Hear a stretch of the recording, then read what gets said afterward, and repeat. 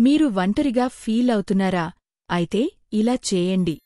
ఒంటరితనం నుంచి ఎలా బయటపడాలి అని ఆలోచిస్తున్నారా? ఏమి చేయాలో ఈ వీడియోలో చూద్దాం. ఒంటరితనం నుంచి బయటపడేందుకు ముందుగా చేయాల్సిన పని సమూహంలో చేరడం.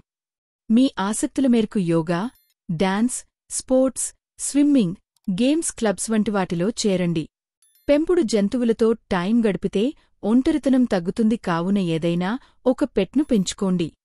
ఒంటరితనం సమస్య నుంచి బయటపడేందుకు కుటుంబ సభ్యులు లేదా మిత్రులతో ఎక్కువ సమయం గడపండి. ఒంటరితనం భావన నుంచి బయటపడేందుకు కొన్ని మంచి అలవాట్లను మీ రోజువారీ జీవితంలో భాగం చేసుకోండి. పుస్తకాలు చదవడం, గేమ్స్ ఆడటం వంటివి చేయండి. మీమీద మీరు ఎక్కువగా దృష్టి పెట్టండి. క్రమం తప్పకుండా యోగా, వ్యాయామం, ధ్యానం చేయండి. బర్త్డే పార్టీలు, వార్షికోత్సవం వంటివి ఉంటే ముందుగానే మీరు ప్లాన్ చేసుకుని హాజరుకాండి. ఒంటరితనం ఫీల్ అవుతున్నవారు మీకు నచ్చిన అంశానికి సంబంధించిన ఆన్లైన్ గ్రూప్స్లో చేరండి. మీ అభిప్రాయాలను పంచుకోండి.